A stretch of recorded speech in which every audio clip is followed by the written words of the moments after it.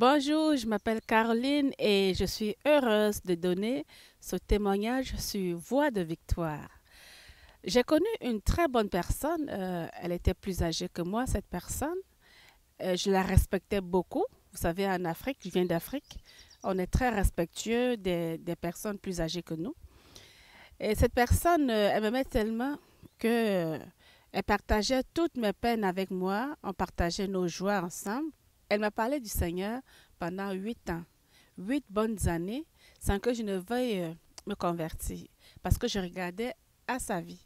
Elle ne le savait même pas, elle ne se rendait pas compte, mais je regardais au moindre petit détail. Et cette personne vivait dans l'immoralité. Et moi qui n'étais pas chrétienne comme elle, je n'étais pas capable de fonctionner comme elle. Alors, je me disais, si c'est ça la vie chrétienne, je passe mon tour. Parce que pour moi, l'hypocrisie, c'est quelque chose qui ne m'intéressait pas. Et donc, du coup, ce Jésus ne m'intéressait pas. Il a fallu un événement triste dans ma vie, un événement très grave qui m'a presque brisée. J'avais des pensées tellement sombres que quand je me couchais le soir, j'avais juste une envie, c'est de ne pas me réveiller le matin. Cette bonne personne, dans sa sollicitude, a vu dans quel état j'étais et est venue me voir pour partager ma peine avec moi. Là, je me suis rappelé qu'elle allait à l'église et je lui ai ouvert mon cœur totalement et en toute confiance. Elle a saisi l'occasion une fois de plus pour me présenter Jésus en me disant qu'il était la seule solution à mon problème. Je l'ai suivi à l'église parce que j'étais désespérée. Et en chemin, je me suis acheté une Bible pour la première fois de ma vie. Oui, je me suis acheté une Bible le jour où je me suis convertie à Jésus. Et je me suis dit, peut-être finalement, ce Jésus pourrait m'aider. Je n'ai plus pensé à son comportement, mais juste à ce que Jésus pouvait m'apporter. Lorsque j'étais rentrée dans cette église, où Dieu m'a fait grâce de m'appeler à lui, le pasteur qui prêchait, il parlait de la joie.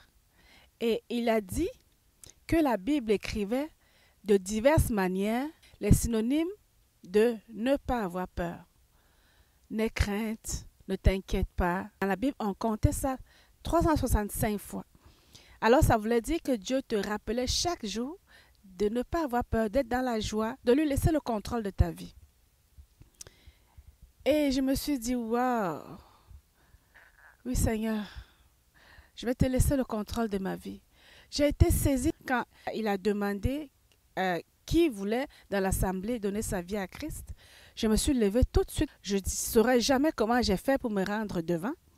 Mais la seule chose que je me souviens, c'est que quand il a prié pour moi, quand il m'a fait la prière de repentance, j'ai été saisie d'un amour profond.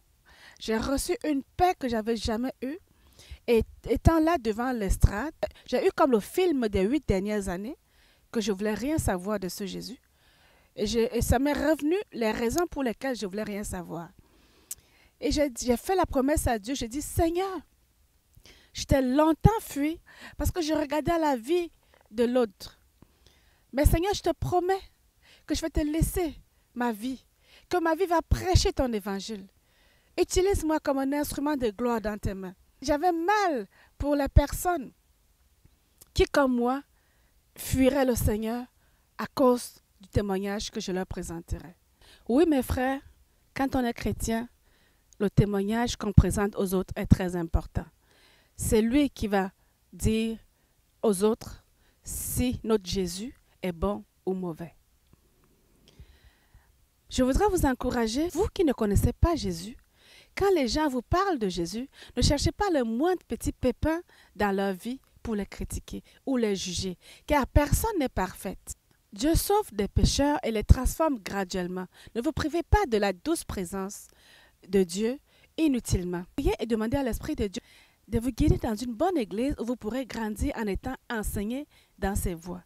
Et pour vous, mes frères et sœurs qui êtes chrétiens, pensez au témoignage que vous présentez autour de vous. Est-ce que votre vie reflète Christ qui est en vous?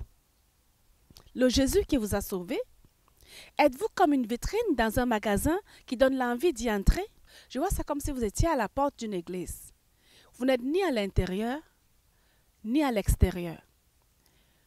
Vous ne voulez pas entrer parce que vous ne voulez pas mener une vie consacrée. parce que vous ne voulez pas laisser Jésus transformer votre vie. Et vous faites des erreurs qui, malheureusement, éloignent les perdus de Jésus.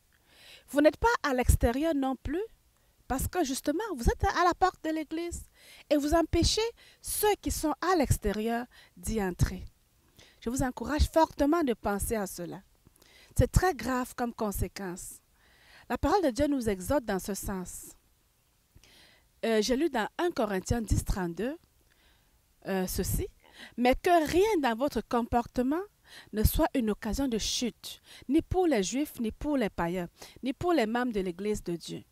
Et dans Colossiens 4, 5, il est écrit, conduisez-vous avec sagesse dans vos relations, avec ceux qui n'appartiennent pas à la famille de Dieu, en mettant à profit toutes les occasions qui se présentent à vous. Alors mes frères, ceci est vraiment une prière.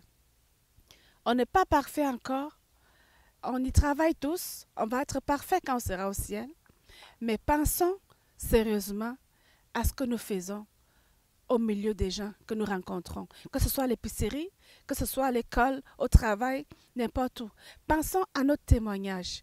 Je ne vous demande pas d'être hypocrite ou sournois, mais juste d'être vrai, de représenter ce Jésus qui est en nous, d'être cette vitrine dans un magasin qui attire les personnes qui nous ressemblent, afin qu'ils viennent goûter cette douce présence de Dieu, qu'ils viennent goûter ce bonheur que nous avons d'être enfants de Dieu.